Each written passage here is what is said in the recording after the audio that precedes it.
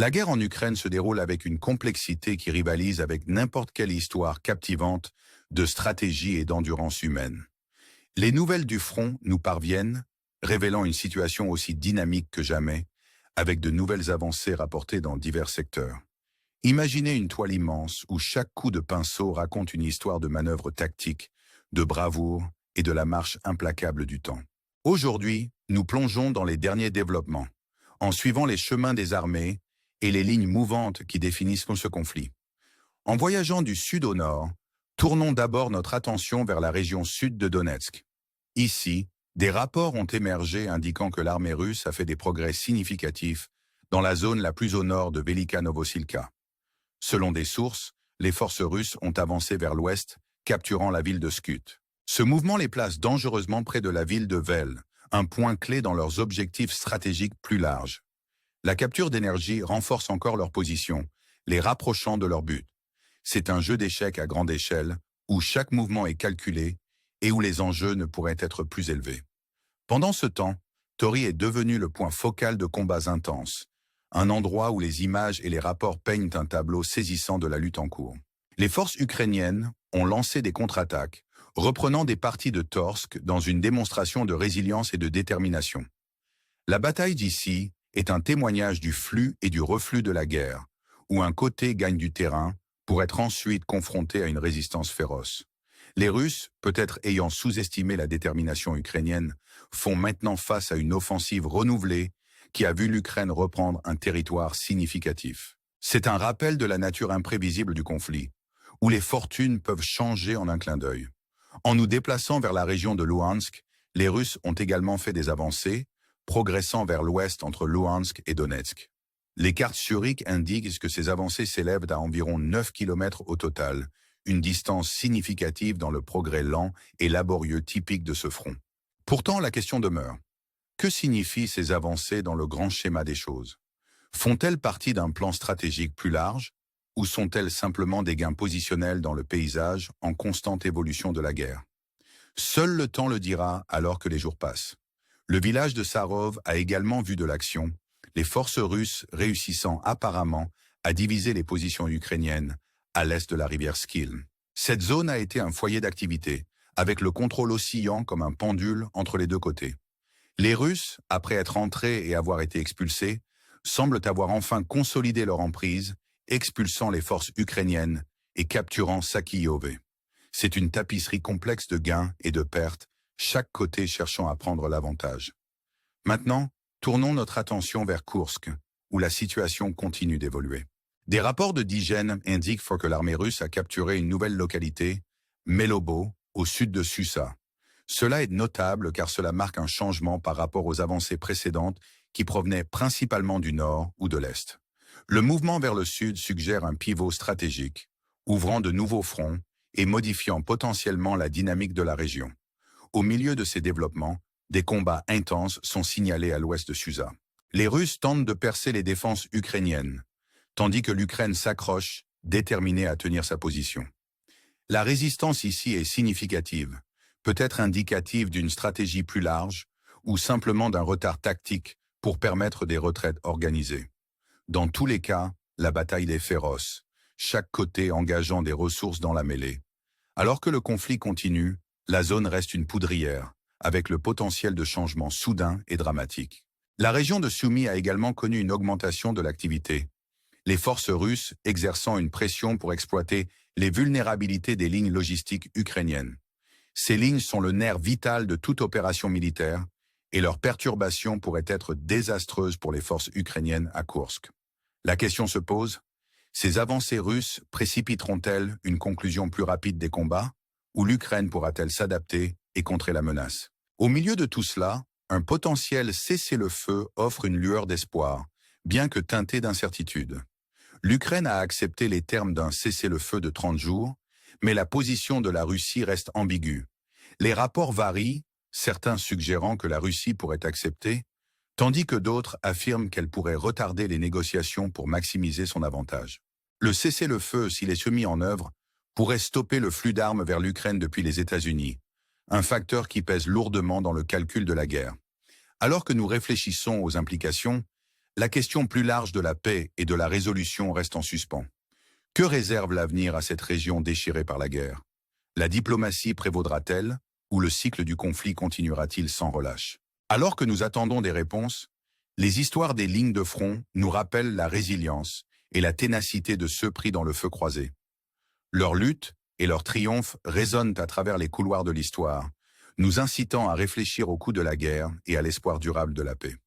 En clôturant ce chapitre, nous vous invitons à aimer et à vous abonner, à nous rejoindre dans ce voyage d'exploration et de compréhension. Le monde observe, et l'histoire est loin d'être terminée. Restez à l'écoute alors que nous continuons à démêler les fils de cette tapisserie complexe, cherchant des perspectives et la sagesse au milieu du chaos. Alors que le conflit en Ukraine se déroule, le récit est aussi captivant que complexe, tissant une histoire de stratégie, de résilience et d'endurance humaine. Imaginez un paysage où chaque mouvement est un risque calculé, chaque décision un potentiel point de bascule. Les dernières mises à jour des lignes de front offrent un aperçu de cette danse complexe de la guerre, où chaque avancée et retrait raconte une histoire. Dans la région sud de Donetsk, l'armée russe a fait des progrès significatifs, avançant vers l'ouest depuis Velika Novosilka. Les rapports suggèrent la capture de la ville de Skut, un mouvement qui les place dangereusement près de la ville de Vel. Cette progression n'est pas seulement un gain géographique, mais un point d'appui stratégique qui pourrait avoir des implications plus larges. La capture d'Energy renforce encore leur position, les rapprochant de leurs objectifs. C'est un jeu d'échecs à enjeu élevé, chaque côté manœuvrant pour obtenir un avantage. Pendant ce temps, Tori est devenu un point focal de combat intense, avec des images et des rapports peignant un tableau saisissant de la lutte. Les forces ukrainiennes ont lancé des contre-attaques, reprenant des parties de Torsk dans une démonstration de résilience et de détermination. La bataille d'ici est un témoignage du flux et du reflux de la guerre, un côté gagnant du terrain pour être ensuite confronté à une résistance féroce.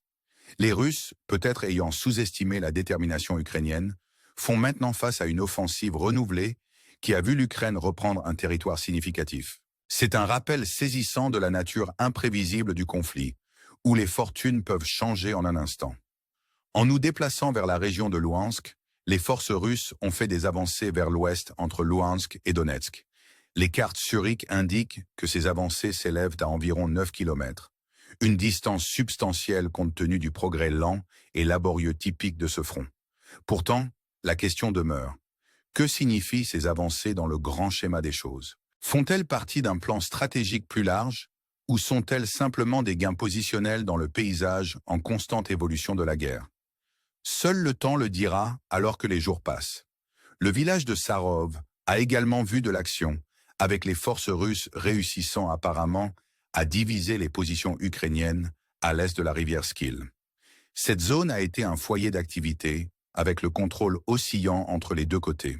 Les Russes, après être entrés et avoir été expulsés, semblent avoir enfin consolidé leur emprise, expulsant les forces ukrainiennes et capturant Sakiyov.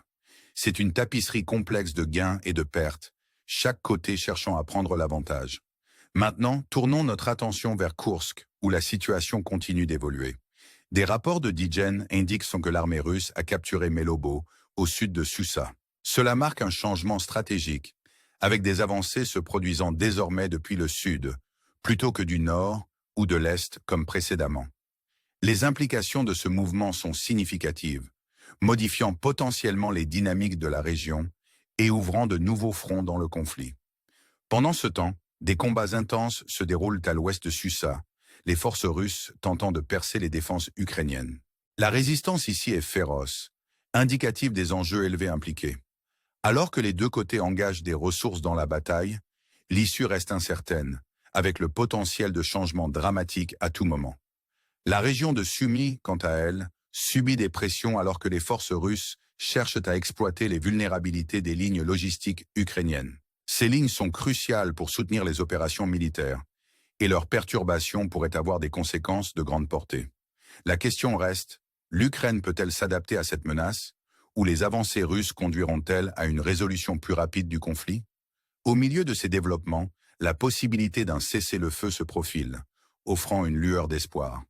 L'Ukraine a accepté un cessez-le-feu de 30 jours, mais la réponse de la Russie reste incertaine.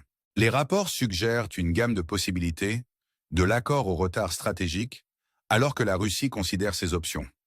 Le cessez-le-feu, s'il est mis en œuvre, pourrait interrompre le flux d'armes vers l'Ukraine depuis les États-Unis, un facteur qui pèse lourdement dans les calculs stratégiques des deux côtés.